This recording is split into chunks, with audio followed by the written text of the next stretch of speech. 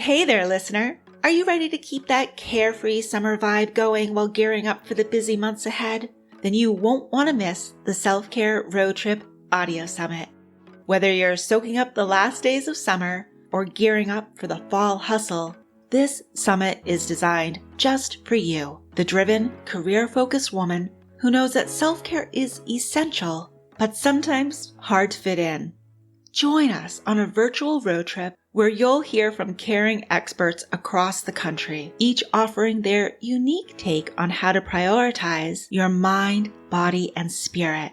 We're bringing together professional women with backgrounds in psychology, counseling, coaching, and spirituality. Our private podcast episodes are perfect for binging during your final summer travels or listening to during those quiet moments of the day. From practical tips to deep insights, the Self-Care Road Trip Audio Summit will give you the tools to maintain that relaxed summer energy all year long, even when life gets hectic. Ready to hit the road with us? Then register now so you'll be all set to hear the summit interviews when they drop on September 19th, right before the autumn equinox.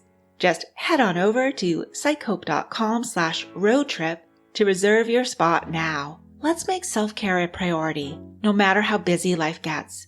Again, save your spot at the Self-Care Road Trip Audio Summit by visiting psychope.com/roadtrip or just click the link in the show notes.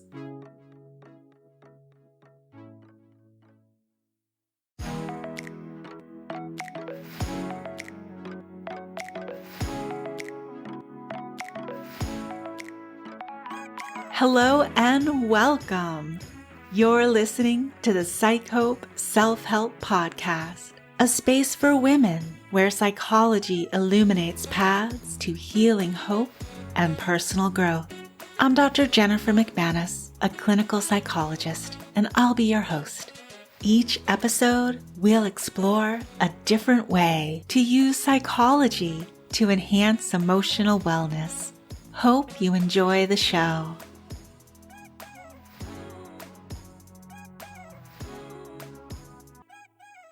Thanks for tuning in to episode 40. I hope you've been able to take some well-deserved time off this summer. And if you've heard the last episode, all about the mental health benefits of vacations, then you know that vacations are more than just a change of scenery. They bring so much well-being goodness to us before, during, and after the trip. As I was looking at psychological research for that episode, I noticed a theme. Quite a few of the mental health benefits were connected to spending time in nature in some way. For example, vacations are associated with an increase in mindfulness as we engage in activities like hiking. We're also more likely to take part in outdoor physical activities when we're on vacation. And research has shown that physical activity is related to improvement of mood. Simply exploring new places like the beach or the mountains are also connected to psychological benefits. So I thought it was only fitting to devote an entire episode to the specific ways time in the great outdoors is good for our overall well-being. The timing is perfect because at the time this episode will be coming out, we'll be approaching the autumn equinox, marking the end of summer. This is a perfect time of year for spending time outside. In many areas, the weather is still quite pleasant, but the intense heat of July and August have finally subsided. Now, before we dive into today's topic, I want to share some super exciting news with you, also related to the end of summer. You may have heard the announcement at the start of this episode that the PsycHope Self-Help podcast is sponsoring the Self-Care Road Trip Audio Summit. This summit is all about taking that sense of peace we often experience during the more relaxed days of summer into the busier fall months ahead of us. We're bringing together a circle of nurturing experts from across the country to share their insights and tips for caring for your mind, body, and spirit, even when life gets hectic. I want to invite you to join us on this virtual road trip. It's totally free. Just visit psychope.com/roadtrip or click the link in the show notes to find out how to register. I sincerely hope you'll accept this invitation. So back to today's topic. We're talking about one of the simplest yet most powerful tools for enhancing mental health: spending time in nature. As summer winds down, it's the perfect time to reflect on the mental health benefits of soaking up sunshine and immersing ourselves in the natural world. We'll also explore how you can carry these benefits into the cooler months ahead. Let's start with the science behind it all. Have you ever noticed how a walk outside on a sunny day can lift your mood, sometimes almost instantly? Well, there's a real biological reason for that. Sunshine triggers the release of serotonin, a neurotransmitter that plays a key role in mood regulation. Higher levels of serotonin are associated with feelings of well-being and happiness, while lower levels can contribute to feelings of depression and anxiety. But it's not just about the sunshine. Spending time in nature, whether you're hiking in the mountains, walking in the park, or just sitting by a lake, has been shown to reduce stress, lower blood pressure, and improve mood. Research published in Frontiers in Psychology found that even just 20 minutes of contact with nature can significantly lower cortisol levels, that hormone associated with stress. Another study published in Environmental Health and Preventive Medicine found that spending time in a forest environment, a practice known as forest bathing, can lead to a decrease in heart rate and blood pressure and can improve overall immune function. The act of simply being in nature and disconnecting from the hustle and bustle of everyday life allows our minds and bodies to relax and rejuvenate. So far, you've heard that time in nature is connected to improved mood and reduced stress. Nature also has a way of calming the mind and improving concentration. Research from the University of Michigan found that participants who took a walk in nature performed better on memory and attention tests than those who walked in an urban environment. Spending time in nature is also connected to enhanced creativity. Ever notice how your best ideas come to you when you're not sitting at your desk? Being in nature fosters creativity by allowing your mind to wander and your thoughts to flow more freely. The lack of constant stimulation from screens and noise gives your brain the space it needs to think more clearly. You may have heard me share on the last episode that my idea for the vacation episode came to me when I was hiking in the mountains of Vermont. So there's a little personal example of this mental health benefit in action. Given this podcast is all about self-care inspired by psychology, I've been focusing on the mental health benefits of time in nature. You may have noticed, though, that these research highlights include more than only mental health benefits. There are also physical health benefits associated with time in nature, like lower heart rate and blood pressure, as well as improved overall immune function. With all these benefits that are backed by science, you may be motivated to integrate more nature into your daily life, especially during the final days of summer. So here are some ideas for you. You might start your day with a morning walk outside, whether it's a stroll around the neighborhood, a quick visit to a nearby park, or just spending time in your garden. This daily ritual can set a positive tone for the day. You may wish to use your lunch break as an opportunity to get outside. You could eat your lunch in a nearby park or take a short walk. Even 10 to 15 minutes can make a big difference in how you feel for the rest of the day.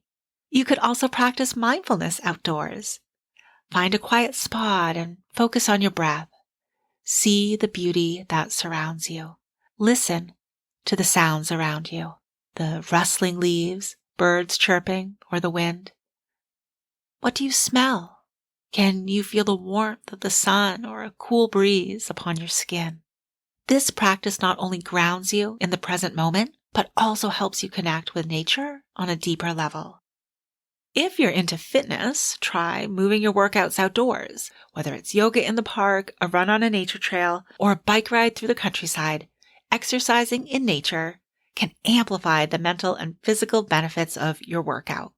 You could also bring elements of nature into your home. Add indoor plants to your space, open windows to let in natural light, or decorate with natural materials like wood and stone. These small changes can help you maintain that connection to nature even when you're indoors. As summer ends and the days get shorter, there are still plenty of ways to reap the mental health benefits of nature.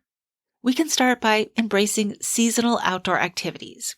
In the fall, this might mean hiking to see the leaves changing color or visiting a pumpkin patch. In the winter, many people enjoy outdoor activities like skiing, snowshoeing, or simply walking in the snow. Each season offers unique ways to connect with nature. Just be sure to bundle up. We can also make the most of natural light by getting outside during the brightest part of the day. This can help combat the winter blues and help keep your serotonin levels up. If you don't spend as much time outdoors, try activities that connect you with nature in other ways. This could include indoor gardening, nature photography, or even watching nature documentaries. As the weather cools down, we may not be able to practice mindfulness outside as often, but we can continue our mindfulness practices indoors by focusing on the sensory experiences of the season. Consider lighting a candle, sipping a warm beverage, and taking in the sights, sounds, and smells that remind you of nature. You could also start planning your next outdoor adventure, whether it's a winter hike, a spring camping trip, or a summer vacation. The anticipation of spending time in nature can boost your mood and give you something to look forward to. So there are plenty of ways to continue experiencing the mental health benefits of nature, even when the weather cools down. If you've enjoyed these ideas of carrying the mental health benefits of nature from summer into the colder months, you might also resonate with extending summer self-care practices into your routine throughout the year. That's exactly the vibe of the upcoming Self-Care Road Trip Audio Summit. So be sure to reserve your spot if you have not already. You can do that at psychope.com/roadtrip or by clicking the link in the show notes. Really hope you can join us. As we wind down today's episode, I want to point out that spending time in nature is one of the most accessible and effective ways to boost your mental health. It's a practice that benefits your mind, body, and spirit in profound ways. Whether you're soaking up the last rays of summer sunshine or finding creative ways to stay connected to nature in the cooler months, remember that this connection is a vital part of your overall well-being. Thank you for joining me in this exploration. I hope you're inspired to get outside and enjoy the beauty of nature, no matter the season. Much peace till next time. The information shared on the PsycHope Self-Help podcast is done so with the understanding that it does not constitute professional help, nor is it a substitute for professional help. If you think you might benefit from more than self-help, there are resources listed in the show notes.